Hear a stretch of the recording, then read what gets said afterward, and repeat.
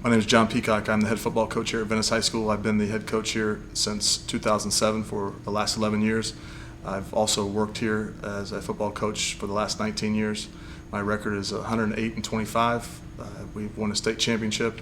We've won 2 regional championships, 6 district championships, and we made it to the Final Four twice. Good programs just don't happen by accident. What would you attribute the program success to? I think the main thing that the reason that we're a successful program is that we have a unbelievable discipline here with our coaches and our players, and we tend to believe and we tend to try to do what we believe, and we try to work as hard as we possibly can every day and try to outwork people. And it also helps when you have some good athletes come along, and we just live it every day. We don't just talk about working hard. We try to do it every day, and we try to live that every day. Out of the 11 years you've been head coach, what kind of staff changes have you seen? Or have you guys had a nucleus that have been together for those years? Yeah, our main nucleus here at Venice High School has been intact ever since I've been the head coach. We have had very, very little turnover. We've had some additions. We added Coach Heyer, I want to say, in 2010. He's our offensive line coach, but he's now the defensive line coach. But other than that, we've had a nucleus together since 2007, and I think that goes a long way of, guys knowing each other and really building the bond and kind of knowing how we have a program in place. I mean, they know exactly what we're doing in the month of March, and they know what we're doing in the month of April, and it's kind of, we have a system and a program in place. One of the hardest things for a guy taking over a program is to get that strong coaching staff. How do you go about getting guys that you all get along, you're committed, and you can work together? What advice would you give to a coach for that?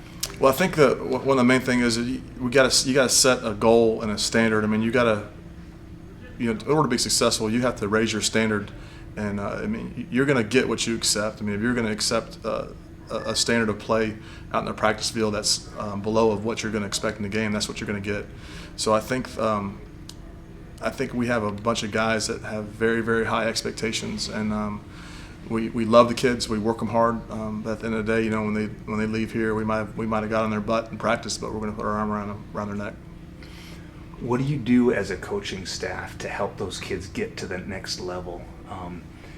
How much of your time, how much of your effort goes into getting these kids to play if they want to play at the next level? Oh, that's my main goal as a high school football coach. The reason I got on this is to help young men get to where they want to get, whether that may be the military or a job or to the next level playing at the college level in football. We help them every day. We're in the weight room every day. There's 3 places you got to be successful, and that's the weight room, the classroom, and then on the football field if you want to play football at the next level. What kind of effort goes into for the coaches to get these kids to play football at the next level? I mean, how well are you able to market? How many inroads have you made in the college ranks with 11 years and the success that you've had? Well, we kind of you kind of get a feeling of where the kids' level is at by coaching. We've been coaching. I can tell you if a kid's a Division I kid or a 1AA kid, and a lot of times you have to make sure that the kid's mind is in the right spot, because everyone wants to play at the University of Florida, but not everyone really can do that, and very few can do that. So one thing is just getting them to understand that there are different levels, and there's a spot for everyone, and we just work. We work to make contact with coaches, and have with all the social media out there nowadays, they have a part too in contacting coaches as well. What is the biggest challenges?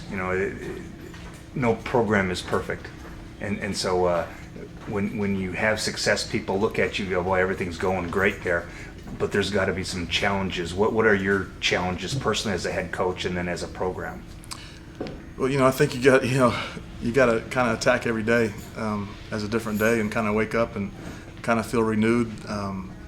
There's fundraising, there's grade issues, there's always there's issues with the way kids are behaving in class, and we have a huge program with 160 kids involved, and there's going to be hiccups along the way, and so you gotta kind of attack it each day and kind of take it one by one and not get too flustered over any one little thing.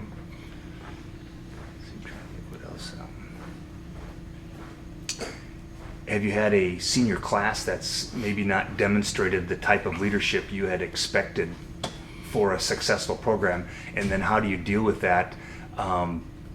Perhaps looking at the junior class at the expense of that lack of leadership in the senior class. How do you balance that?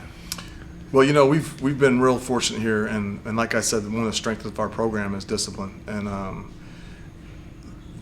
and expectation. And we have expectation as far as their discipline here on the practice field and in the locker room and all that stuff. So we haven't had a bad senior class. I mean, we've had some classes that we've had to take. It's taken a little longer, and it's taken a little bit more discipline and a little bit more attention to that.